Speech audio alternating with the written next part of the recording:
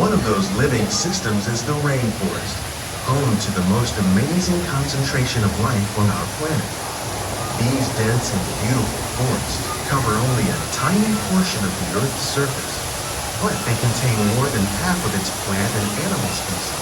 Rainforests are also extremely rich and productive living systems, providing us with oxygen, food, medicines, and other elements essential to our lives.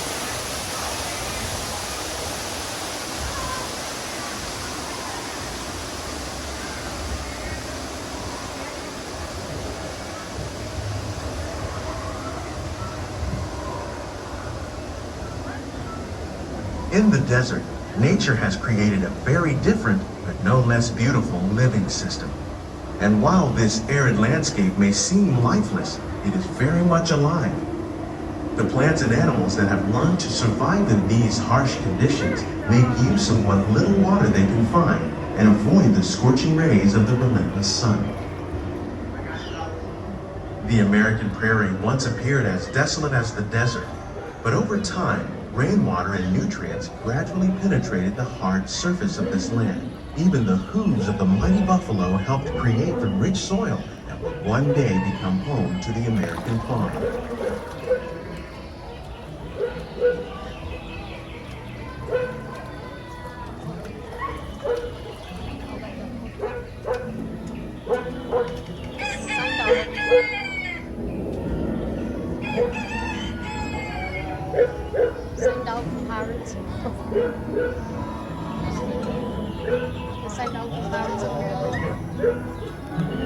Of all the forces at work on the land, humans have had one of the most profound effects. The need to produce food for a growing world led to the enormous use and sometimes overuse of the land. In our search for more efficient ways to grow food, we often fail to realize the impact of our methods.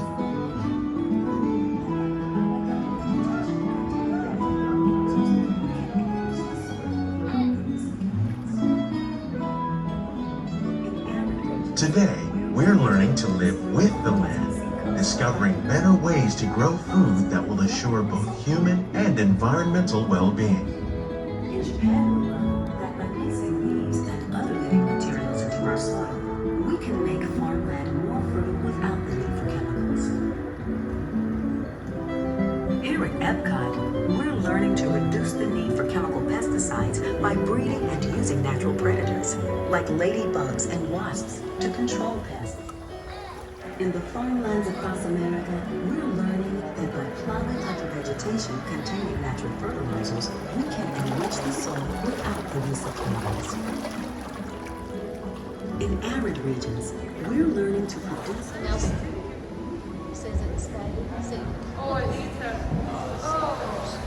How will we meet tomorrow's growing needs for food production, yet still respect the needs of the land? Some of the answers are being discovered just ahead. To help us maintain these carefully controlled ecosystems, and for your safety, please remain seated in your boat at all times.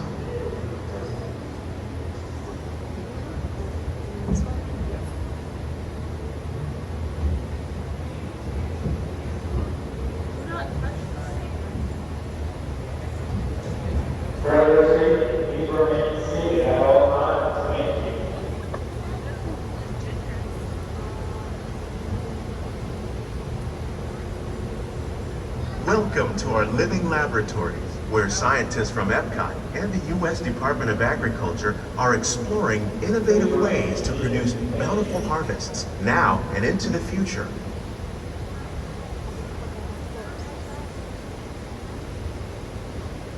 The tropics are home to the greatest diversity of plants on the planet.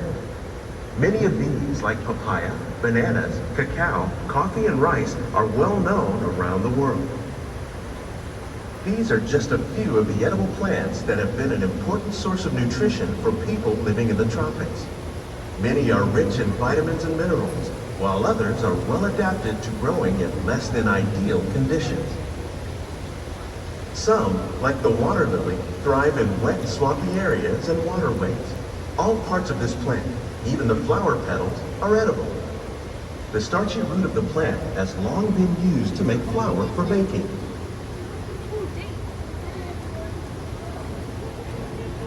One day, many of these lesser-known tropical plants may be as important as the bananas growing on both sides of the boat. More than 28 million tons of bananas are eaten annually, making it the most popular fruit in the world.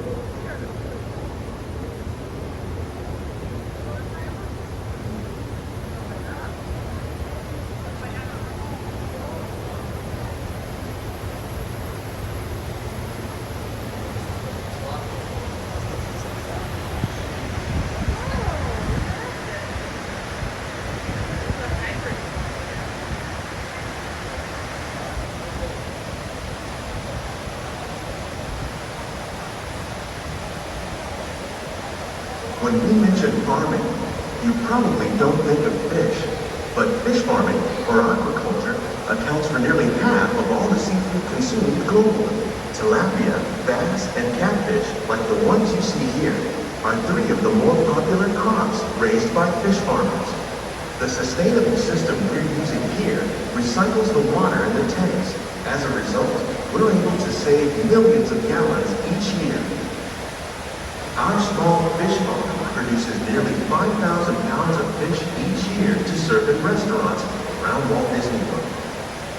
Innovations like this one can play an important role in our efforts to produce bountiful harvests and still protect natural resources.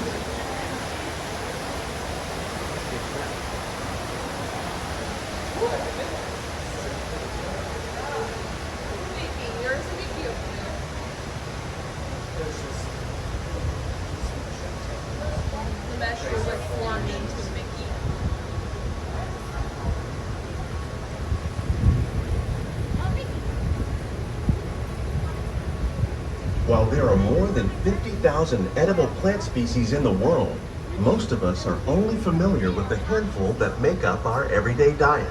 The common grains growing here, wheat, maize, sorghum, and millet, plus rice, account for nearly 2/3 of our global food consumption. Learning how to increase yields of these staples is an important goal of research around the world.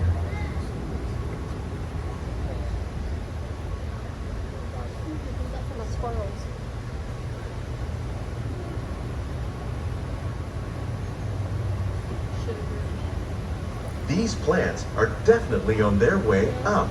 Innovative growing techniques like these increase yields while more efficiently using resources like water, fertilizer, and pesticides. Another innovation at work here is our integrated pest management program. By populating our greenhouses with beneficial insects that prey on harmful pests like aphids and flies, we are significantly reducing our reliance on conventional pesticides. We're growing these crops using our nutrient film system. This technique precisely controls and recycles water and nutrients. With it, we can produce over 27,000 heads of lettuce a year in this one small area.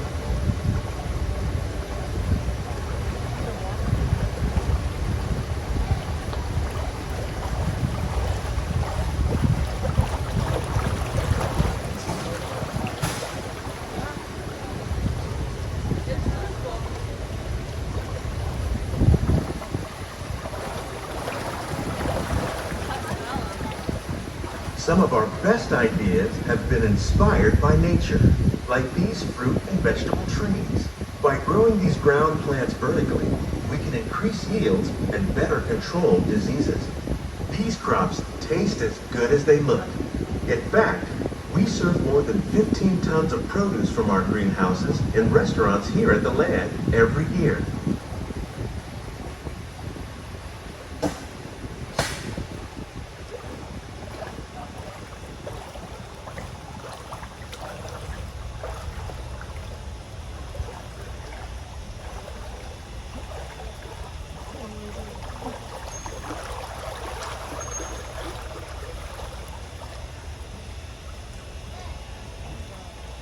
The future of agriculture may include innovative ideas like this vertical growing system. Plants grown in this way use a fraction of the space required by traditional growing methods. That saves water and increases production. The aquaponics system on your left combines hydroponics with aquaculture.